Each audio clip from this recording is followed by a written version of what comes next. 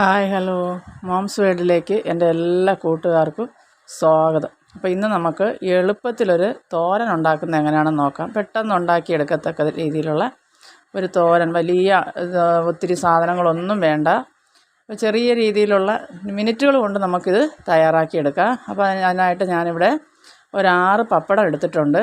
ആ പപ്പടം നമുക്കിതുപോലെ ഒന്ന് നീളത്തിൽ കട്ട് ചെയ്തതിന് ശേഷം വീണ്ടും അത് നമ്മൾ ഒന്ന് സ്ക്വയർ പോലെ കട്ട് ചെയ്തെടുക്കുക. അപ്പോൾ ഇതുപോലെ ചെറിയ ചെറിയ പീസാക്കി, വലുതായിട്ട് ഇടണമെങ്കിൽ ഇടാം, ഞാൻ ചെറിയ പീസായിട്ടാണ് എടുക്കുന്നത്. അപ്പോൾ അതൊന്ന് കട്ട് ചെയ്തെടുത്തിട്ടുണ്ട്. ഇപ്പോൾ ഇനി നമുക്ക് ഒരു പാൻ അടുപ്പത്ത് വെച്ച് നമുക്ക് ആവശ്യത്തിനുള്ള വെളിച്ചെണ്ണ കുറച്ച് ഒഴിച്ച് കൊടുത്തതിന് ശേഷം നമുക്ക് കുറേശ്ശെ പപ്പടം ഇട്ടതൊന്ന് മൂപ്പിച്ച് കോരി എടുക്കണം. അപ്പോൾ കുറച്ച് വെളിച്ചെണ്ണ ഒഴിച്ച് ആദ്യം ചെയ്യുന്നതായിരിക്കും നല്ലത്. അപ്പോൾ എണ്ണ ഒത്തിരി ഇങ്ങനെ വീണ്ടും വീണ്ടും ഉപയോഗിക്കാൻ കൊള്ളത്തില്ല നമ്മൾ ഉപയോഗിക്കുന്ന എണ്ണ. അതുകൊണ്ട് കുറച്ച് എണ്ണ ഒഴിച്ചതിന് ശേഷം കുറേശ്ശെ ഇട്ട് നമുക്കതൊന്ന് വറുത്ത് കോരി മാറ്റാം. കരിഞ്ഞു പോവാതെ വറുത്ത് കോരി മാറ്റിയെടുക്കണം. അപ്പോൾ ഇതുപോലെ കുറേശ്ശെ ഇട്ട് നമുക്ക് വറുത്തെടുക്കാം. നല്ല ടേസ്റ്റുള്ള ഒരു തോരനാണ് കേട്ടോ. വലിയ ചിലവൊന്നുമില്ലാത്ത ഒരു സിമ്പിൾ തോരൻ, പെട്ടെന്ന് ഉണ്ടാക്കുകയും ചെയ്യാം. പെട്ടെന്ന് നമുക്കൊരു അത്യാവശ്യം വന്നാൽ, അല്ലെങ്കിൽ പുറത്ത് പോയി കറിയൊന്നും വെക്കാൻ വന്ന് പെട്ടെന്ന് ചെയ്യുക, പപ്പടം മാത്രമേ ഉള്ളെങ്കിൽ ഇങ്ങനെയൊക്കെ ഒന്ന് ചെയ്യാം, എളുപ്പത്തിൽ ചെയ്യാൻ പറ്റുന്ന ഒരു തോരന. അപ്പോൾ ഞാൻ ബാക്കി പപ്പടം എല്ലാം അതുപോലെ ഒന്ന് വറുത്ത് കോരി എടുക്കുവാന്നേ. അപ്പോൾ എൻ്റെ ചാനൽ സബ്സ്ക്രൈബ് ചെയ്യാതെ കാണുന്ന ആരെങ്കിലും ഉണ്ടെങ്കിൽ സബ്സ്ക്രൈബ് ചെയ്യാൻ മറന്നു പോകരുതേ.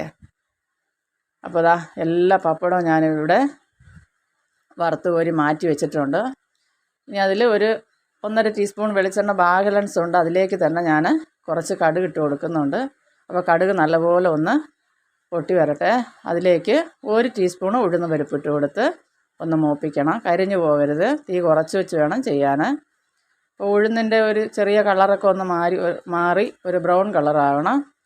ഇനി അതിലേക്ക് ഞാൻ ഒരു 2-3 വറ്റൽമുളക് ചെറുതായിട്ട് പൊട്ടിച്ചിട്ടിട്ടുണ്ട്. ഒരു 8 ചുമന്നുള്ളി വട്ടത്തിലരിഞ്ഞതും കൂടെ അതിലേക്ക് നമുക്ക് ഇട്ട് കൊടുക്കാം. എന്നിട്ട് ആ ചുമന്നുള്ളി നല്ലപോലെ ഒന്ന് നമുക്ക് വഴറ്റി എടുക്കണം.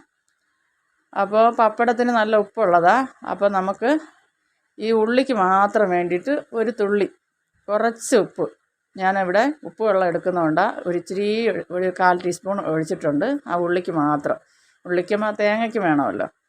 അപ്പോൾ ഇനി അതിലേക്ക് ഞാൻ ഒരു 1/2 ടീസ്പൂണ് വറ്റൽമുളക് ചതച്ചത് കൂടെ ഇട്ട് കൊടുക്കാം. ഇനി ഇതിലേക്ക് 1/4 ടീസ്പൂണ് മഞ്ഞൾപ്പൊടി. നമ്മൾ എത്ര പപ്പടമൊക്കെ എടുക്കുന്നോ അതിനനുസരിച്ച് കൂട്ടിയും കുറച്ചുമൊക്കെ ചെയ്യാം. ഞാനിപ്പോൾ 6 പപ്പടം എടുത്തിട്ടുള്ളൂ. അപ്പോൾ അതിന് വേണ്ടിയിട്ടുള്ള മഞ്ഞൾപ്പൊടി ഇട്ട് കൊടുത്ത് നല്ലപോലെ ഒന്ന് വഴറ്റണം. അതിന് ശേഷം നമുക്ക് ഒരു കൈപ്പിടി തേങ്ങ ചിരകിയതും കൂടെ നമുക്ക് അതിലേക്ക് ഇട്ട് കൊടുക്കാം. ഇനി ഇതെല്ലാം ഇതിൻ്റെ പച്ചമണം ഒന്ന് മാറിക്കിട്ടണം. കുറച്ച് നേരം ഒന്ന് നല്ലപോലെ ഒന്ന് വഴറ്റിയെടുക്കാം. ഒരുപാട് മൂക്കയൊന്നും വേണ്ട.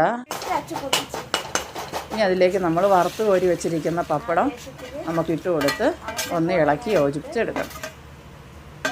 അപ്പോൾ ഇത് ചൂടോടെ തന്നെ കഴിക്കുക. വെച്ചിരുന്നാൽ കുഴപ്പമില്ല. പക്ഷേ നമ്മൾ ഈ പപ്പടം ഈ തേങ്ങയൊക്കെ ചേർത്തേക്കൊണ്ട് ചിലപ്പോൾ അത് ഇത് തണുത്ത് പോയാൽ പിന്നെ കൊള്ളത്തില്ല. അപ്പോൾ ഈ ചൂടോട് കൂടി തന്നെ നമുക്ക് ചോറ് കോരിയിട്ട് കുഴച്ച് കഴിക്കുക. അടിപൊളി ടേസ്റ്റാണ് കേട്ടോ.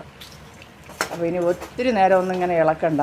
ഒന്ന് ആ തേങ്ങ എല്ലാം കൂടെ ഒന്ന് മിക്സ് ആവണം. അതുവരെ ഒന്ന് ഇളക്കി കൊടുത്താൽ മതി. ഉപ്പ് മാത്രം സൂക്ഷിച്ചിടുക. ഉള്ളിക്ക് വേണ്ടിയിട്ടുള്ള ഉപ്പ് മാത്രം ഇടുക, വേറെ ഉപ്പ് ചേർക്കണ്ട.